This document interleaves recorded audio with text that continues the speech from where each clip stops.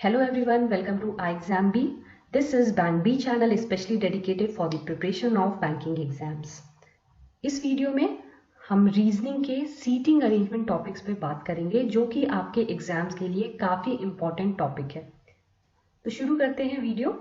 Friends, iExamB पे SBI PO as well as IBPS PO के online courses available हैं। इसके साथ क्लरिकल एग्जाम्स के भी कोर्स अवेलेबल हैं जहां पे ये सारी फैसिलिटीज आपको मिलती है। इसके अलावा आपको 1-to-1 सेशंस मिलते हैं फैकल्टी के साथ खुद बात करने के लिए, लाइव क्लासेस मिलती हैं, स्टडी हाइव सेशंस मिलते हैं जहां स्टूडेंट्स खुद ग्रुप बना के आपस में चैट कर सकते हैं। जैसा कि आपको पता ही है, iExamB पे एक्सपीरियंस्ड फैकल्टीज हैं जिन्होंने खुद भी एग्जाम्स क्रैक किए हैं और बहुतों ने एज अ बैंक PO या फिर RBI में भी काम किया है जिन्हें बहुत ज़्यादा बैंकिंग एक्सपीरियंस है। तो आपको रिटन में भी हेल्प मिलेगी, प्लस इंटरव्यू राउंड, GD, इन सब में काफ़ी हेल्प मिलेगी इन फैकल्टीज़ की हेल्प से। फ्रेंड, लास्ट वीडियो में ये आपको क्वेश्चन प्रोवाइड किया गया था सेल्फ प्रैक्टिस के लिए, तो आज हम जल्दी से इस क्वेश्चन को डिस्कस करते हैं ताकि हम आगे अपना वीडियो कंटिन्यू कर पाए। तो यहाँ पे कुछ स्टेप्स दिए हैं, इनपुट दिए हैं और ये क्वेश्चन लास्ट स्टेप पे बेस्ड है। स्टेप 6 जो है वो लास्ट स्टेप दिया गया है। क्वेश्चन कहता है, as per the rules followed in the above steps find out the appropriate steps for the given input, how many step will be required to complete the given arrangement. So हमें ये input दिया गया है, ऊपर के pattern के basis पे हमें इस इनपुट के लिए लास्ट स्टेप देखना है कि कितने स्टेप्स लगेंगे पूरा कंप्लीट करने में पैटर्न। तो जल्दी से देख लेते हैं इस इनपुट के लिए हमारा आउटपुट क्या होना चाहिए। देखिए, हमारा आउटपुट फाइनल जो है वो ये होगा। किस बेसिस पे मैंने ये आउटपुट प्रोवाइड किया है वो मैं आपको एक्सप्लेन कर देती हूँ। यहाँ पे इनपुट दिया गया है, अगर आप ध्यान से देखें तो देखिए एक एक स्टेप में दो चीजें हो रही हैं। यहाँ पे वेल 64 है, बाकी की सारी चीजें वैसी की वैसी ही है। फिर यहाँ पे टॉपर 45 है, बाकी की सारी चीजें वैसे ही हैं। आगे स्मॉल 38 है, यानी कि दो चीजों में एट अ टाइम चेंज हो रहा है।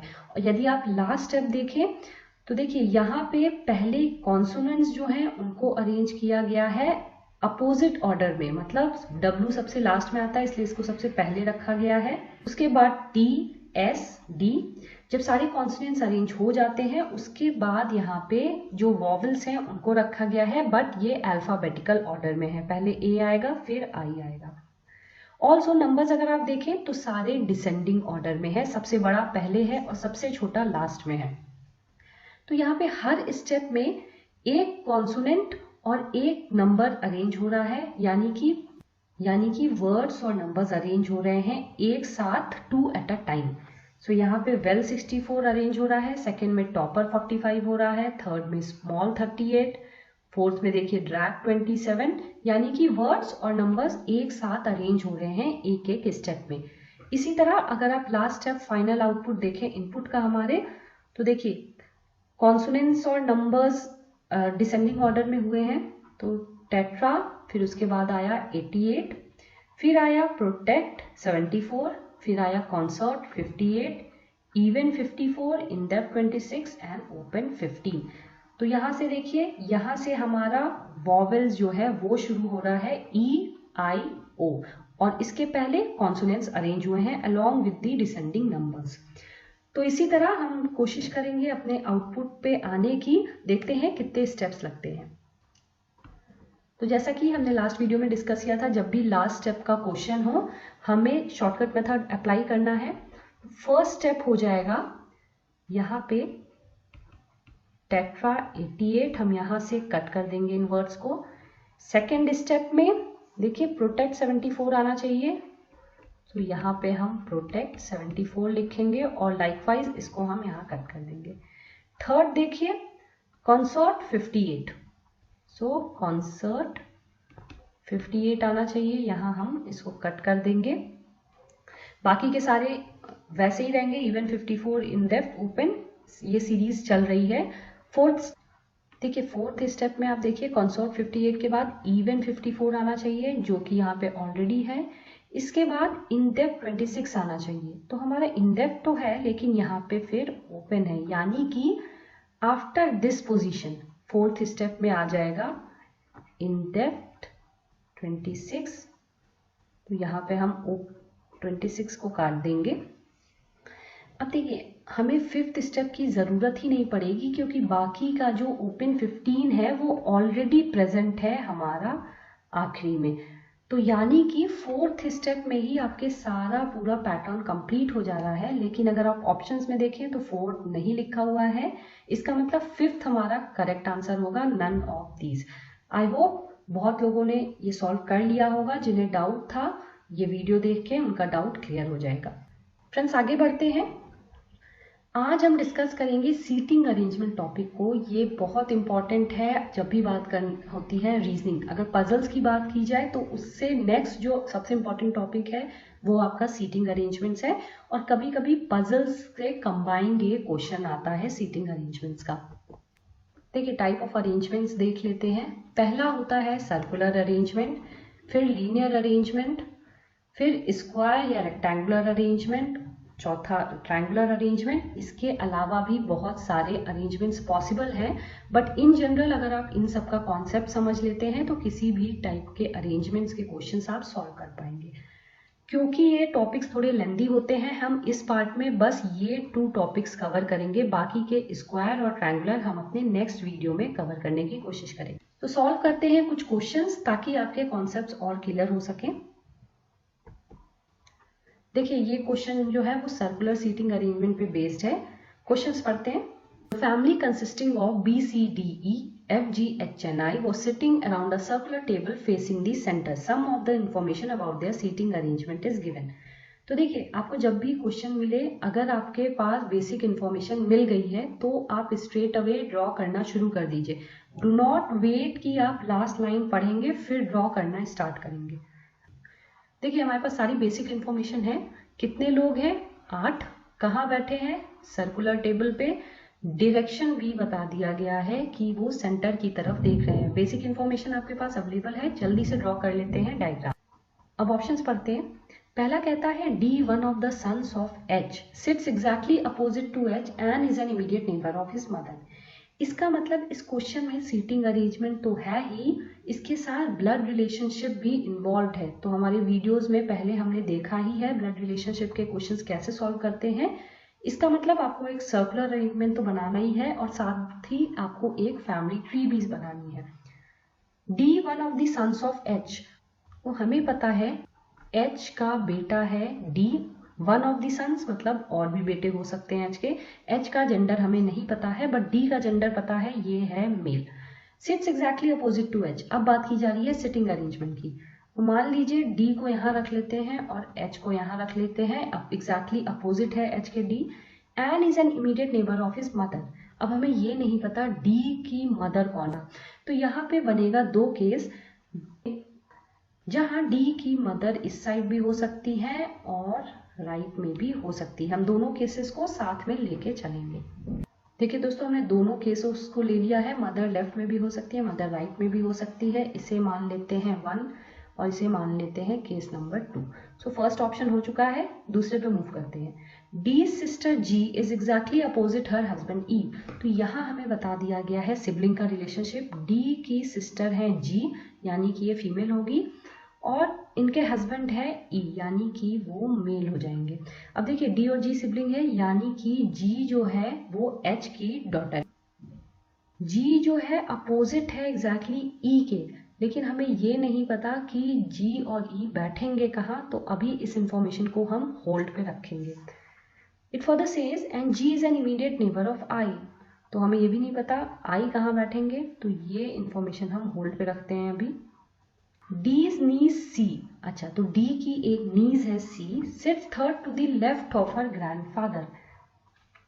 देखिए क्लियर है कि डी की नीज है सी यानी कि या फिर वो जी की बेटी होगी और या फिर कोई और तीसरा जो भाई या बहन है उसकी बेटी होगी। आगे बढ़ते हैं क्वेश्चन, इसको हम होल्ड पे रखते हैं। F who has no child is a male member while D and C are the only unmarried members of the family. Okay so इसका मतलब D जो है वो मैरिड नहीं है और C जो है जैसा कि हमने देखा नीज वो भी मैरिड नहीं है एंड F का कोई चाइल्ड नहीं है। इसका मतलब जो C है होंगी G की डॉटर। तो यहाँ पे हम C लिख देते हैं और माइनस साइन लगा देते हैं। Only D and C are married, मतलब जो F है वो डेफिनेटली मैरिड ही है। और तो देखिए F के लिए 2 पोजीशन खाली है, या हो सकता है वो H का बेटा हो since is a male member, और या फिर हो सकता है वो H का पति हो।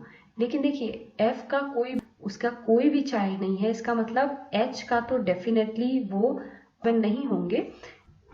इसका मतलब डेफिनेटली वो हो जाएंगे D और G के सिबलिंग, यानी कि F यहाँ आ जाएगा और प्लस साइन यहाँ हो जाएगा। Since yes no child, F को अभी छोड़ देते हैं।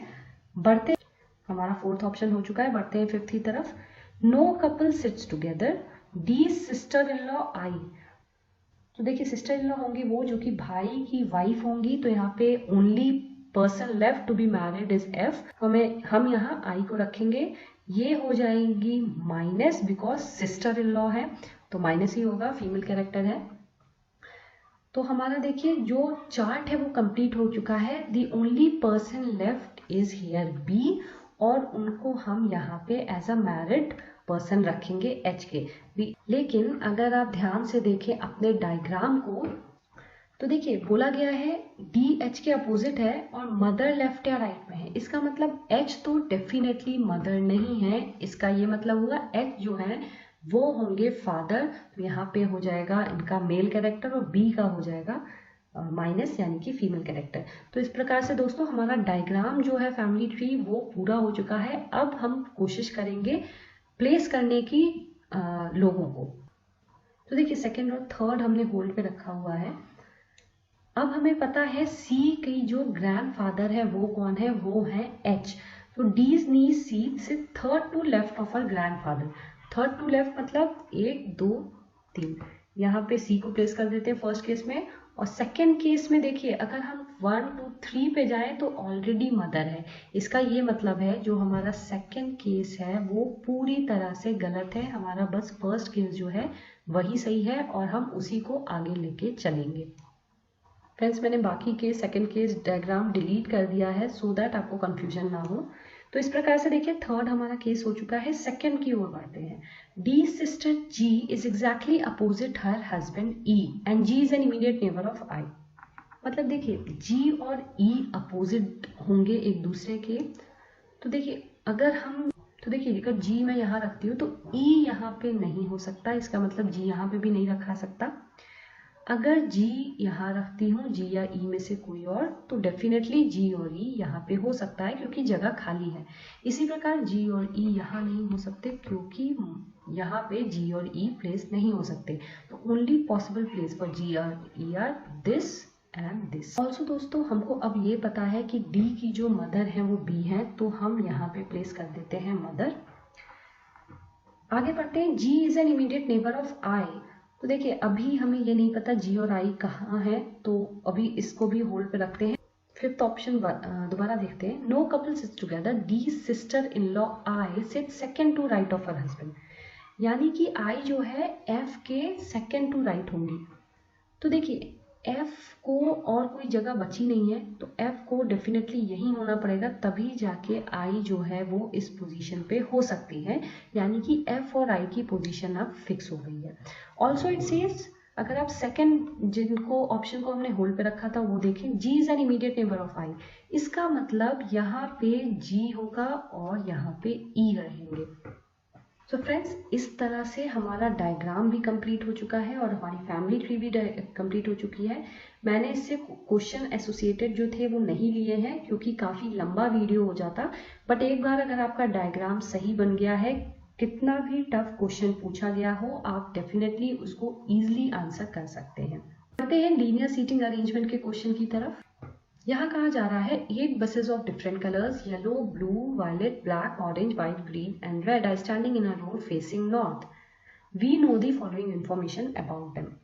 तो देखिए बेसिक इन्फॉर्मेशन आपको मालूम है, 8 बसेस हैं और वो लीनियर यानी कि रो में खड़ी है और फेसिंग नॉर्थ है।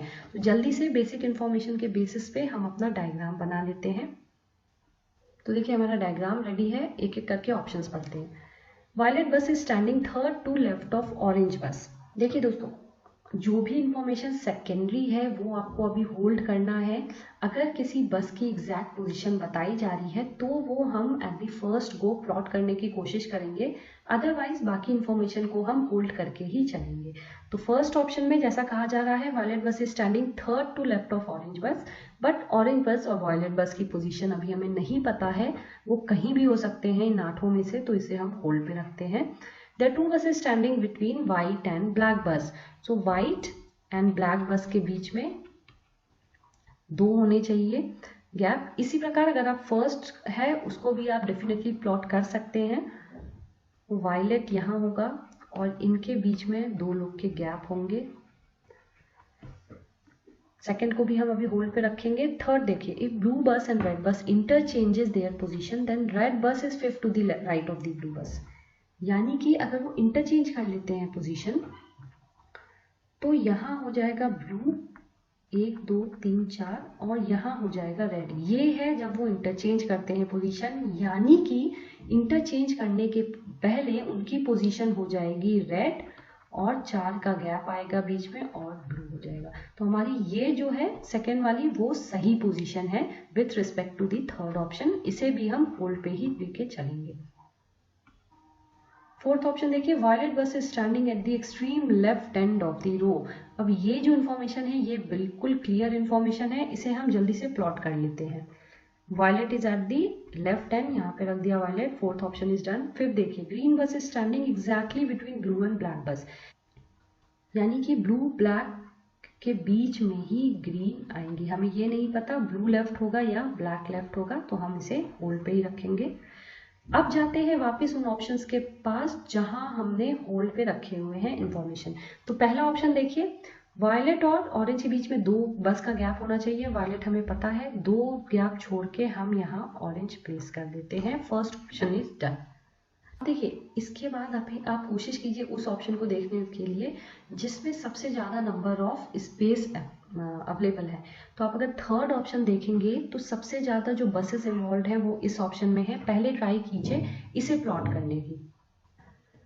तो देखिए इसमें कहा जा रहा है रेड और ब्लू के बीच 4 बसों का गैप होना चाहिए। तो हमारे बहुत सारे कॉम्बिनेशंस बन सकते हैं इसमें, तो हम क्विकली रीड्रॉ कर लेते हैं डायग्राम ताकि हम कॉम्बिनेशंस को भी प्लॉट कर सकें। देखिए पहले केस में हम कोशिश करते हैं ब्लू यहाँ रखने की, 1 2 3 4, फिर रेड यहाँ आएगा।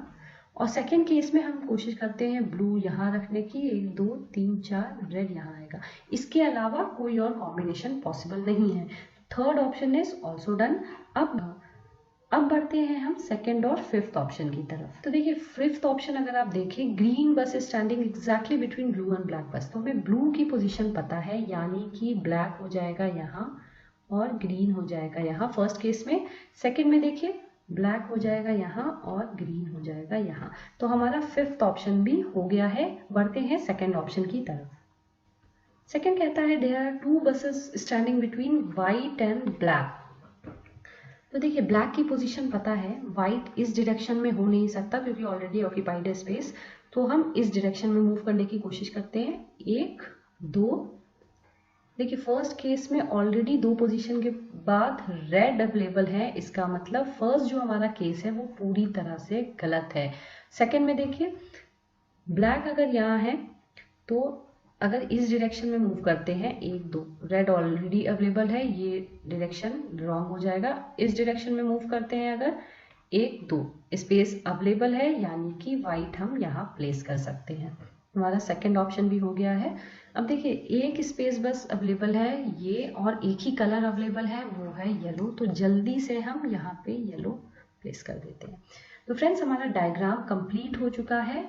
थोड़ा सा टाइम टेकिंग ये होता है, बट अगर आप सारे केसेस को लेके चलें तो डेफिनेटली आप एक कंक्लूजन्स पे पहुंचेंगे। बहुत ज़रूरी है आप बहुत ज़्यादा प्रैक्टिस करें इन क्वेश्चंस की, ताकि आपके कॉन्सेप्ट्स क्लियर हों, डायग्राम जल्दी से आप बना पाएं और अपने ऑप्शंस भी आप जल्दी से प्लॉट कर पाएं। तो friends square and triangular arrangement हम अपने नेक्स्ट वीडियो में कोशिश करेंगे जानने की। अगर आपको ये वीडियो अच्छा लगा तो काइंडली लाइक कीजिए और कमेंट कीजिए। ऑल्सो हमारे बैंक बी और एसएससी बी चैनल को जरूर सब्सक्राइब करें, जो स्पेशली डेडिकेटेड है बैंकिंग प्रिपरेशन के लिए और एसएससी एंड रेलवे एग्जाम्स के लिए रिस्पेक्टिवली। सो करते रहिए प्रैक्टिस, जल्दी मिलेंगे नेक्स्ट वीडियो में।